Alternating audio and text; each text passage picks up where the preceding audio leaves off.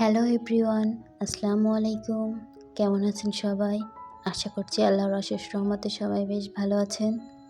আমিও আলহামদুলিল্লাহ ভালো আছি। সবাইকে ওয়েলকাম করছি টোনাটুনির সংসারে আরও একটি লাইফস্টাইল ব্লগ ভিডিও দেখার জন্য। ভিডিওর শুরুতেই সবাইকে একটা রিকোয়েস্ট করে নিচ্ছি, আমার ভিডিওটি ভালো লেগে থাকলে প্লিজ একটা লাইক দিয়ে ভিডিওটা কন্টিনিউ করবেন।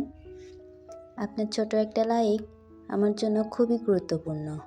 আপনারই মতো অনেকের কাছে আমার ভিডিওটি পৌঁছে দিতে সাহায্য করবে, সেই সাথে নতুন দিনের নতুন আরেকটি ভিডিও মেক করার উৎসাহ জাগিয়ে তুলবে। আপনাদের সাথে কথা বলতে বলতে ধুয়ে রাখা থালা বাসনগুলো আমি একে একে র্যাকে গুছিয়ে নিলাম। তারপরে চলে এলাম অয়েল জারে অয়েল ঢালার জন্য। এবার আসি সকালের নাস্তার জন্য। সকালের নাস্তার জন্য এখানে আমি পরোটা বানাবো। প্রথমেই পরোটার জন্য আমি ময়দা, একটু লবণ, তেল দিয়ে একটু ভালো করে মাখিয়ে নিয়েছি। তারপরে অল্প অল্প করে পানি দিয়ে ভালো করে মেখে নিব। একেবারে পানি দিব না, অল্প অল্প করে পানি দিব আর মাখবো। এভাবেই আটাটা সুন্দর করে মেখে নিব। তারপরে কিছুক্ষণ রেখে দিব। তারপরে চলে যাব পরোটাগুলো ভেজে নেওয়ার জন্য। এখানে আমি একে একে করে পরোটাগুলো ভেজে নিব। আমার বানানো পরোটাগুলো সবসময় অনেক সুন্দর হয়, অনেক ফুলে আর অনেক সফট হয়, খেতে অনেক ভালো লাগে। এবার আমি পরোটাগুলো সুন্দর করে এই পিঠ ও পিঠ করে ভেজে নিব। দেখুন আমার পরোটাগুলো কত সুন্দর ফুলেছে।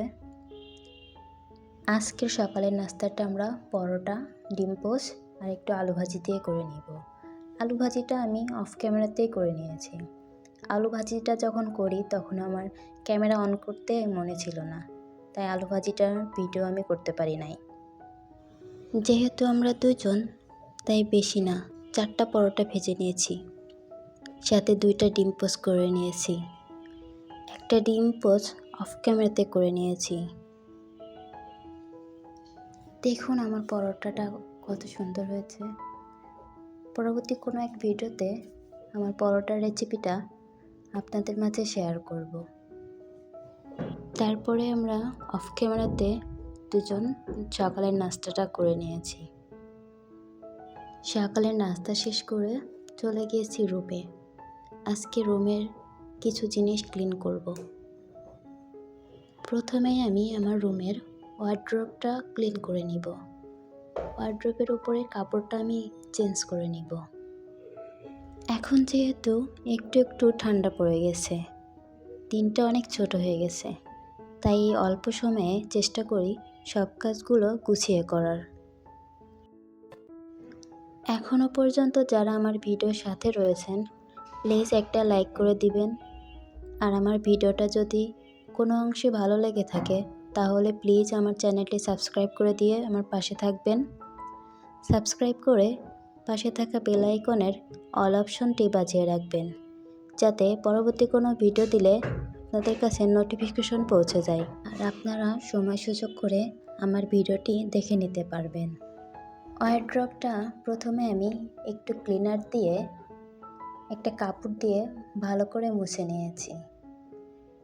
তারপরে আবার আরেকটা টিস্যু দিয়ে সুন্দর করে মুছে নিয়েছি, যাতে করে কোথাও একটু ধুলাবালি না থাকে। এবার আমি ওয়ার্ড্রোবের ওপর একটা কাপড় বিছিয়ে নিচ্ছি। তারপরে ওয়ার্ড্রোবের ওপর আমি আমার ব্যবহৃত জিনিসগুলো রেখে দিব। আমার যেহেতু কোনো ড্রেসিং টেবিল নাই, তাই আমার রেগুলার ব্যবহার করা কসমেটিক্সগুলো ওয়ার্ড্রোবের ওপরে রেখে দিই। আমার আয়নাটা যেহেতু ওয়ার্ড্রোবের সাথেই, তাই এখানে আমি আমার কসমেটিক্সগুলো রাখি, যাতে সহজে এখান থেকে নিয়ে ব্যবহার করতে পারি। প্রথমেই আমি ওয়ার্ড্রোবের ওপর একটা বক্সে করে 2টা ক্রিম, একটা পারফিউম, একটা সানস্ক্রিন, একটা মাথার ক্লিপ আর একটা মেরিল রেখে দিয়েছি। তারপরে আমি চিরুনি রাখার বক্সটা রেখেছি। তার পাশে একটা অর্গানাইজার বক্স রেখেছি। এই অর্গানাইজার বক্সে আমার টুকিটাকি ব্যবহার করা জিনিস রয়েছে। এই বক্সের উপরে আমি একটা ব্যাগ রেখে দিয়েছি। তারপরে আমি একটা ছোট ফুলের তোড়া রেখে দিয়েছি। এই ফুলের তোড়াটা গতকালকে আমার হাজব্যান্ড আমার জন্মদিনে উপহার দিয়েছিল। এবার আমি চলে আসলাম আমার হাজব্যান্ডের পড়ার টেবিলে। এবার আমি টেবিলটা একটু ক্লিন করে নিব। প্রথমে একটা ক্যালেন্ডার ক্লিন করে নিয়েছি। ক্যালেন্ডারের পাশে ছিল একটা মাটির ব্যাংক। এখানে আমি টুকটাক টাকা রাখি। মাটির ব্যাংকটাও আমি একটু পরিষ্কার করে নিলাম। তারপরে দেখলেন একটা স্ক্র্যাচ পরিষ্কার করে নিলাম। এটা আমার হাজব্যান্ডের, ওই ইউনিভার্সিটি থেকে পেয়েছিল।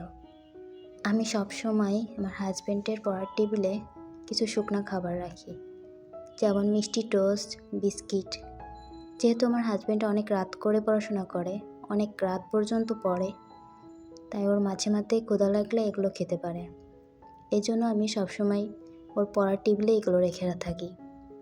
তারপরে আমি পড়ার টেবিলের সাথে দেয়ালে লাগানো যে মানচিত্রগুলো ছিল সেগুলো একটু মুছে নিলাম।